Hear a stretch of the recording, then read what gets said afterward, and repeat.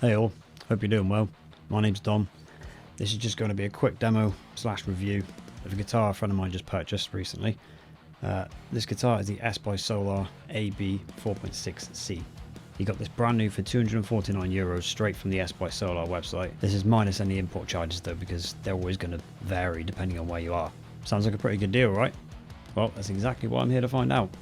So for the specs, we've got some unbranded standard tuners on a subtle but classy S by Solar logo on the headstock. 24 standard size, presumably nickel silver frets on a 14-inch radius black teakwood fretboard with a scale length of 25.5 inches. All this on a C-shaped bolt-on maple neck with a standard truss rod. We've got mini dot inlays on the face of the board, as well as your standard side dots of course. Body's made of poplar. There's two custom high output passive pups in there with a 3-way blade switch for them. And of course you've got your single volume and single tone for the controls. Now for the tones you'll be hearing, they'll be coming straight from my Kemper, but they are profiles I made of this EVH 5153. I'm doing this sheerly out of convenience because the Kemper's always hooked up and ready to go. My friend's literally just got this guitar and give it to me for a setup, so neither of us have touched it. I'm just going to make sure it's as in tune as I can get it for this part of the video. After that, I'll be checking the intonation, maybe adjusting the action a little bit. I don't think the truss rod's going to need it much. I might tune it down or keep it in E standard depending on how I feel. I'll just get it playing roughly how I like it as best I can, and I'll let you know how it sounds in a full mix. Alright, let's go.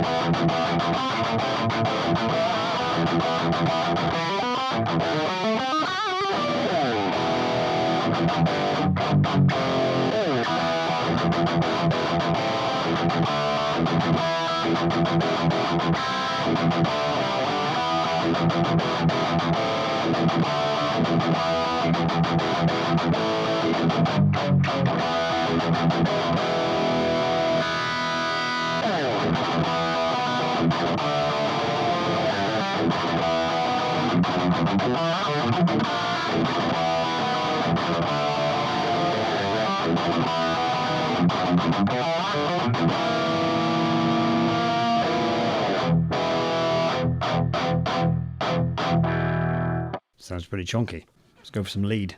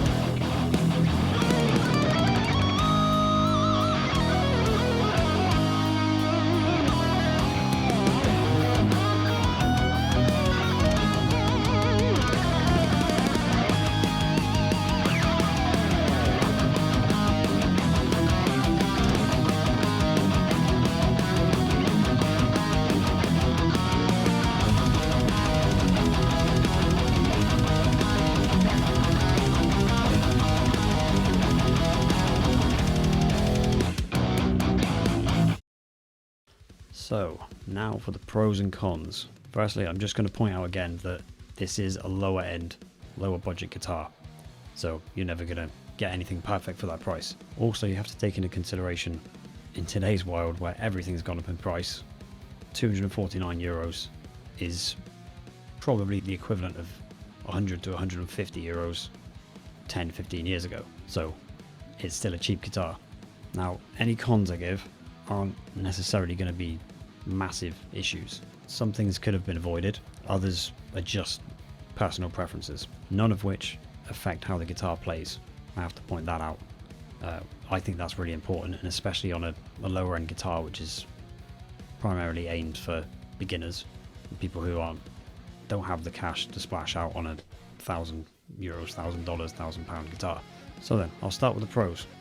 Straight out of the box, setup wise, actually not too bad. You could literally grab out of the box and play it. If I can do that, then anyone can really. It's pretty good. Right, the fret ends are pretty smooth all the way up the board. I mean, there's a couple of rough edges like up here, and nothing on this side as well. Yeah, but it's nothing, and you're not going to be moving your hand around much anyway on this part. So, you know, over here it is dead smooth. That's really good. One other thing I do like about these, which there needs to be more of these on the regular Solar models. There has to be, because I said so. Dot inlays on the face of the fretboard, or just inlays at all. I love having inlays on the front.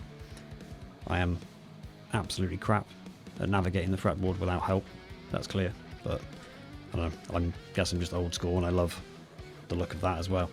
I don't mind, you know, having a logo on the 12th fret, but yeah, I think more guitars should come with the option of having them all the way up the face if you want them. Just a personal preference.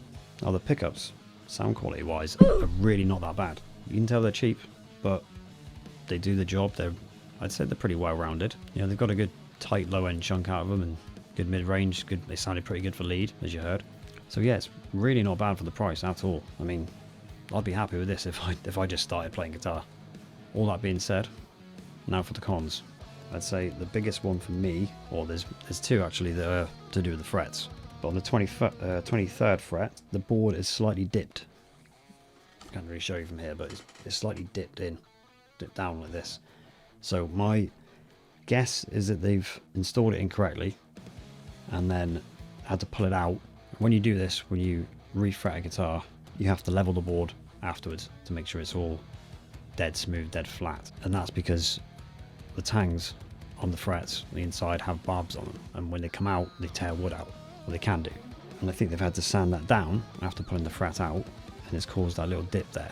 You can see the effect this has had by, I can't tell if it's glue or it's just, there's just something like a crease in between the fret and the wood around the G, B and E strings. The main thing is it doesn't affect playability, so they've done a good job of leveling all the frets afterwards to make sure there's no issue with that. So the other problem with the frets is it's not really a big issue at all. It can be sorted, and I don't think anyone who's starting out playing is going to notice it at all. They're not going to know any difference. All it is when the frets were leveled, they haven't quite been polished enough. So it's a bit, I don't know if you can hear that through the mic here. Bit of a scratchy kind of sound. This is presumably because when they've polished the frets, or when they've sanded them, they've gone across the board, causing scratches in this direction. So when you bend, the string is crossing over every scratch. They're only minute scratches from the paper, but that's what's making the scratching sound. Again, not a massive issue. If it is a real issue for you, you can get it polished out really easily. There's one other really minute thing that's been noticed. My friend actually noticed this before me, pointed it out. There's a tiny indent on the back of the neck, but it's just a tiny little dent that you can barely feel, but you can see it's there. But you know, that's one of those things that you won't even know it's there, and it's very, very minute. I'm not sure if it's the pickups just being cheap and noisy, because we all know cheap pickups can be noisy, but there is, if you can hear that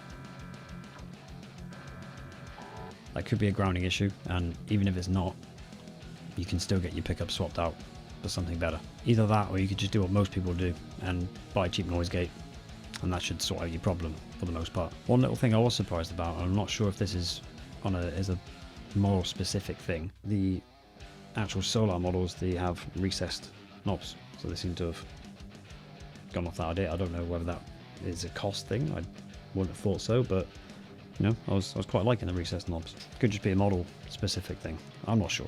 So the final verdict, I don't think anyone who's just starting out is going to complain with this at all, and even an intermediate player could easily upgrade a few things and turn it into something even better. The frets being how they are, you could polish them up, you could put some new pickups in it, check all the wiring, get rid of that noise if there still is after you've upgraded the pickups. Tuners are actually not that bad.